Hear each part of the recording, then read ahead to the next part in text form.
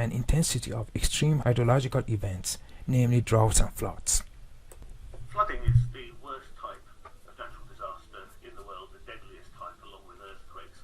But the climate crisis means that we are making flooding less natural and more disastrous. Flooding is getting worse around the world, and for two simple reasons.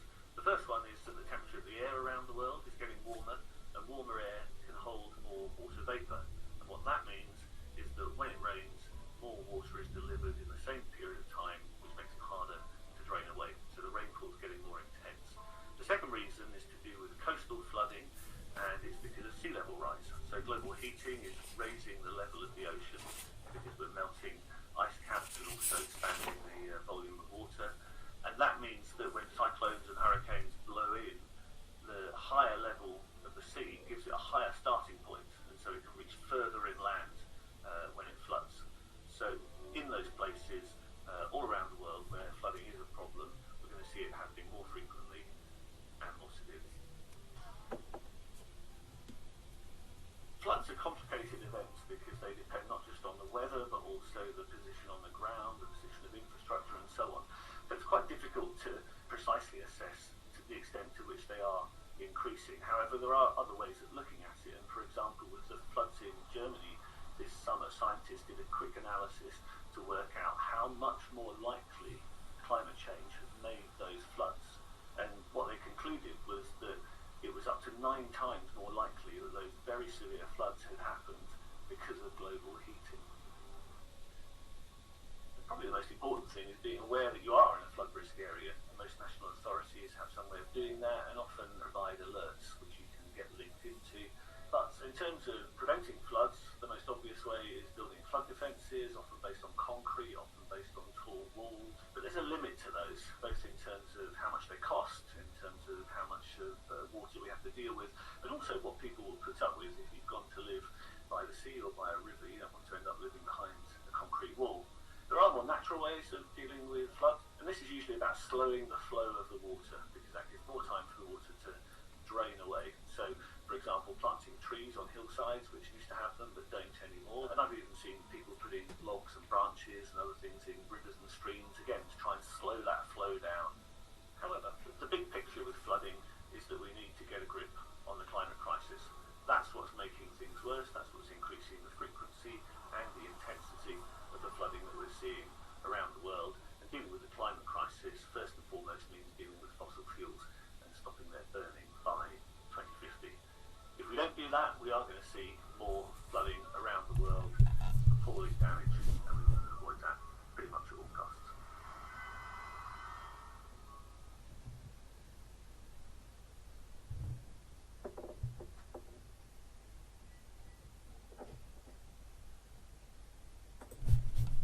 Another cause of flood, especially in South Asia, is monsoon.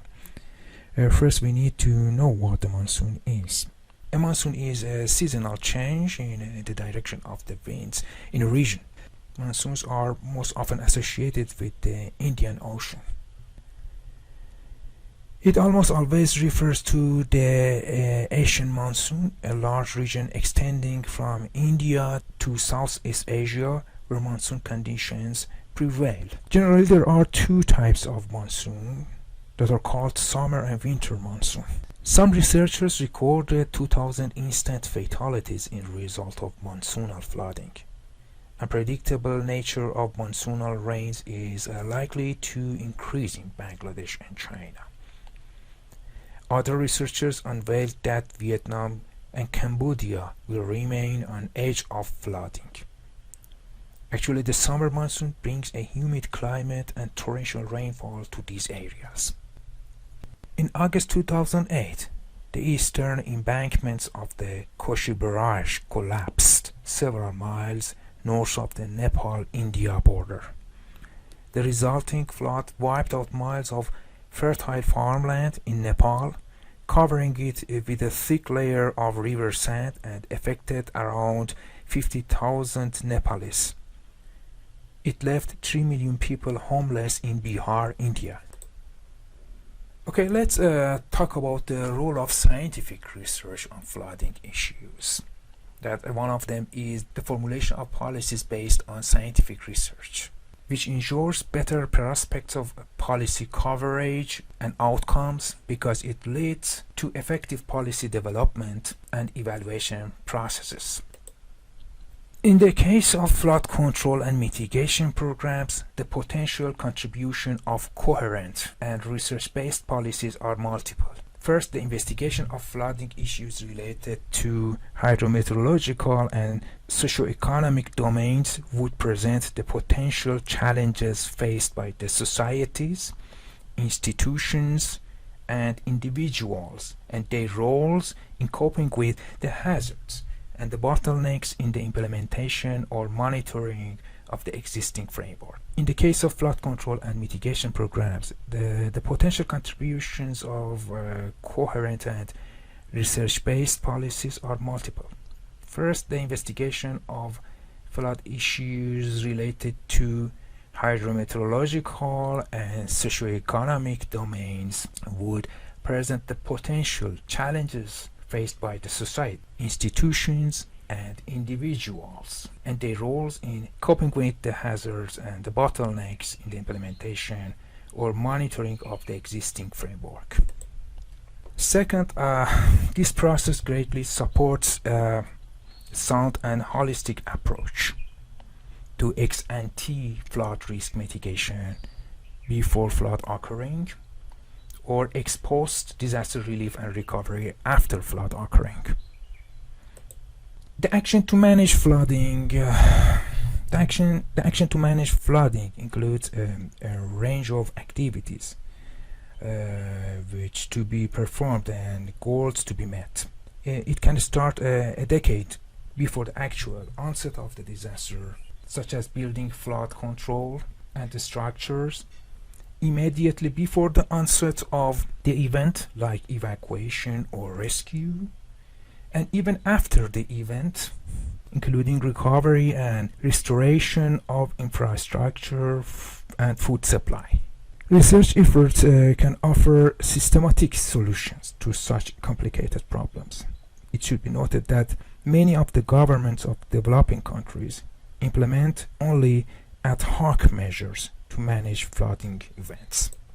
The support from research has multi-pronged effects in addressing the flooding problem through the scientifically based evaluation of alternative flood management practices. In relating climate science to the stakeholders, researchers must focus on socio-demographic aspects as well, because the exchange of knowledge among stakeholders, including researchers, policymakers, and community groups, could play a critical role in creating resilient societies through adaptation planning. Moreover, scientific deliberations are needed to evaluate the socio-economic and ecological benefits of disaster planning, along with an appraisal of alternative policy options and management plans. Moreover, scientific deliberations are needed to evaluate the socio-economic and ecological benefits of disaster planning, along with an appraisal of alternative policy options and management plans. As a result, effective support from research in the fields of socio-economic vulnerability, mitigation behavior, and geometeorological processes of hydrological cycles would greatly help the policy formulation processes. Research output related to flooding issues in the subcontinent since 1990 is presented in this table. The table shows that of the total of 298 studies, almost 50% address Bangladesh, 35% cover India, and 15% relate to Pakistan. The major focus of these studies has been on flood risk assessment.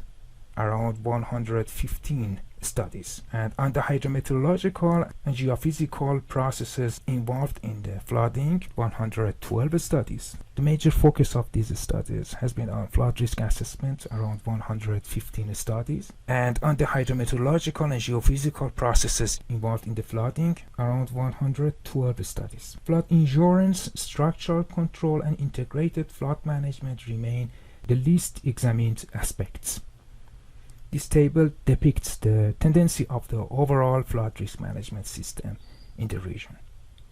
Flood insurance has not been considered by the regional governments, which have opted to continue structural measures of flood damage mitigation. Historical evidence in Asian countries supports this notion of excessive dependence on structural measures such as embankments, headworks, and barrages. Lack of high-quality research on the pros and cons of structural measures might be another reason for the continuing dependence on this option.